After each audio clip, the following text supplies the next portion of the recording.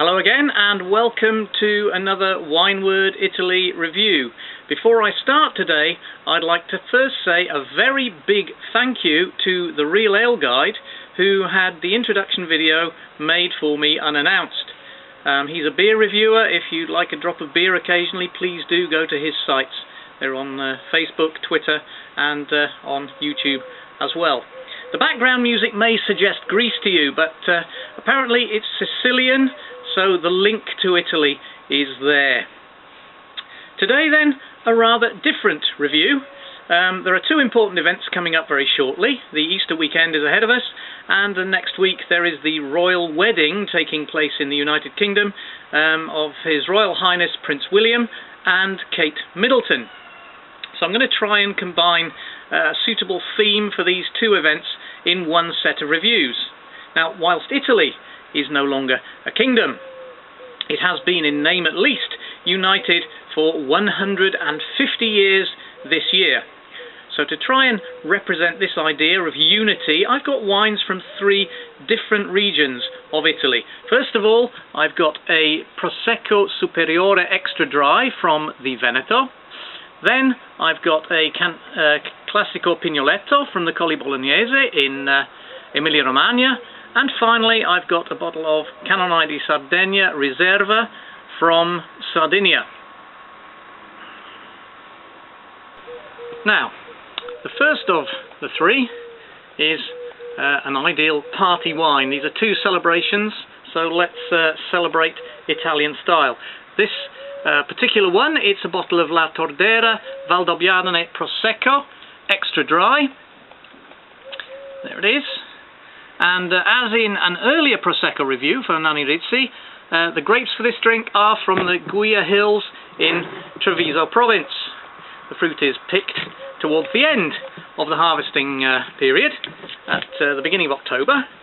The grapes are then gently pressed to maintain the rather delicate flavour of the Prosecco varietal grape, and then it's blended accordingly to produce this mix. We've got 80% of Prosecco grape, we've got 10% Bianchetta, 5% Verdino, which will be evident in the colour probably when we get this open, and 5% Pereira. So that's the mix here. Here we go. The producer here is La Tordera. They produce a reasonable volume of bottles. This particular one is an experiment. They've reduced the level of sulphite used in the fining process, and let's see if we get an improved flavour. No hint of sulphites there. So we'll try and get this one open. Let's see. Here we go. Okay. Put some in the glass. Oh, straight away. Some good bubbles rising there. Frothing up beautifully there. Very small bubbles, very fine. Let's let that settle down a little. Usually the first glass is rather lively. Okay, very, very, very clear colour. Let's put a drop more in there. Okay. Let that settle a little. Let's see if we can see the colour there. It's a very pale straw yellow.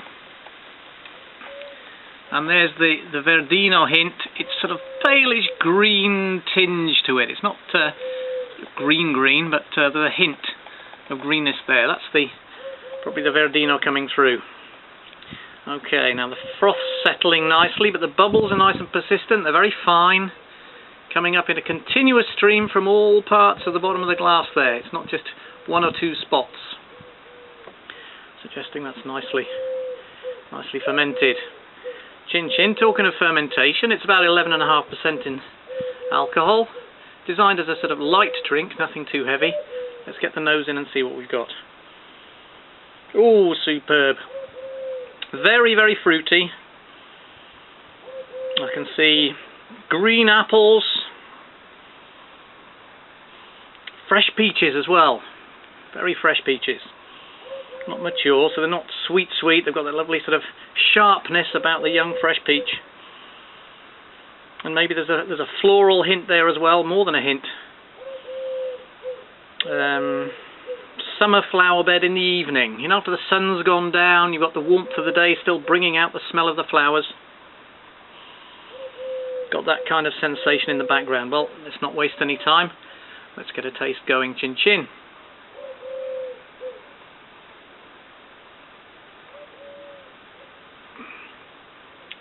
That's marvellously balanced. As it said extra dry, I was expecting a real sharp cutting edge to that, but it's a very good balance. The sweetness of the fruity sensation of the wine comes right through even in the taste.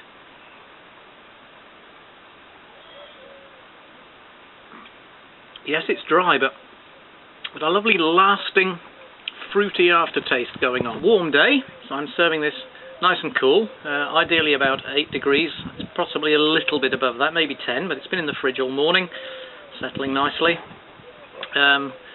Could be served with something like risotto, seafood risotto or asparagus risotto, something fresh, light tasting like that, but also ideal as a party drink, a nice starting drink for the evening, getting everybody in the party mood. So there is. Very pleasant indeed. There's almost a sort of a hint of Moscato about it, although I'm sure the manufacturers, the producers would say, no, no, no, no, we don't put Moscato in here. Certainly got that floral edge to it. Very pleasant. Okay, so there we are. Your celebratory starting drink. Gets the evening off to a bang, a start. What have we got? We've got Valdobbiadene Prosecco Superiore extra dry from La Tordera.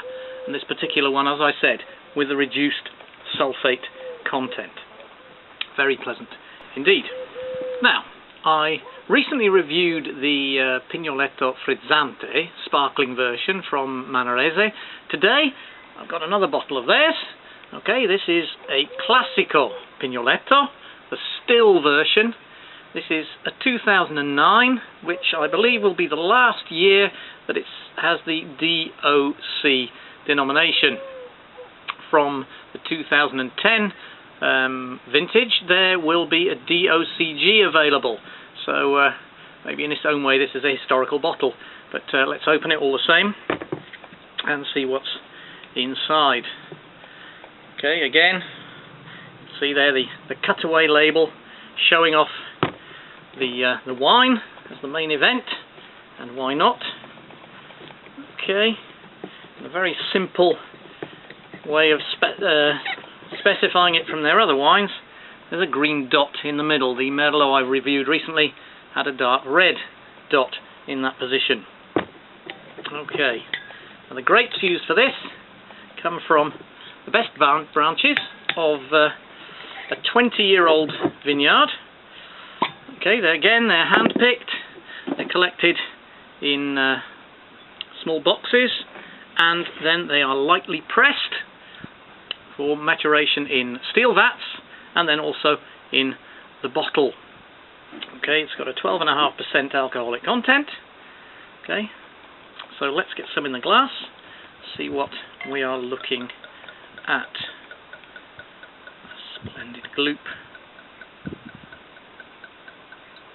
The anticipation is always there. When you hear that gloop, something good is coming out of the bottle.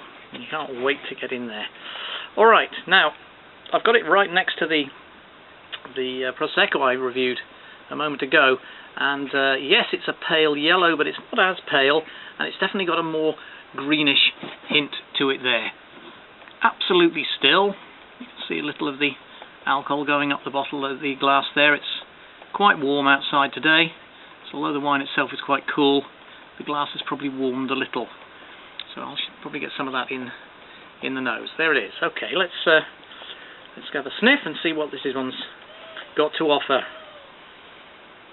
Oh, I didn't have to get my nose in there. That's quite amazing. I've got bananas. Now, how can that possibly be? Yep, there's certainly a banana-y hint there. What else? Flowers suggestion. It's really fragrant. There's ripe apple as well, but the first hit was definitely banana. It'll be very interesting to see if that comes out in the taste as well. Yep, banana. You know, piles of bananas in the supermarket. You've got this sort of lovely full fruity smell, very sweet kind of sensation. And that's the first hit, but followed by the apples there, the greenish apple. Okay, Manaresi, you know all about them if you've seen my previous reviews. Let's get a taste of this one going. It's not a big production, about 3,500 bottles. Chin chin, let's get a taste.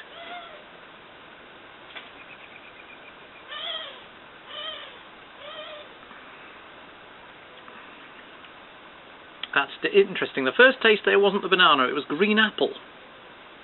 But it's very clean, crisp taste. It's like, oh yes, cut and dried, nice right angles on the taste. Not unpleasant, there's a sort of dryness there of the Pignoletto, but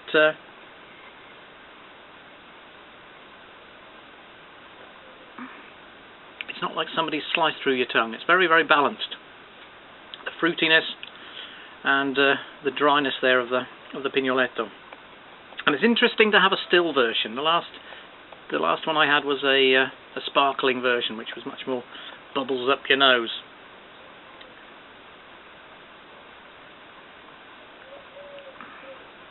Very good. Very nice indeed. Complete contrast to this one, the sparkling Prosecco we've just had. Not as dry by any means. Now what could you have this with? Well, again, a fish dish would be fine, but also any white meat-based pasta recipe. So a sort of, you've had your starters, your celebratory drink, then you're going on to a sort of a first main course. Pasta with some meat in there, or a fish dish. Top it off with this. Why not have that alongside? Or even some stuffed grilled vegetables, if you like aubergine or red or green peppers with something stuffed inside them on the grill. Really would be a marvellous accompaniment. So there it is, wine number 2 for today for our Easter and royal wedding celebration. Why not try Manaresi, Colli Bolognesi, DOCG, Classico, Pignoletto.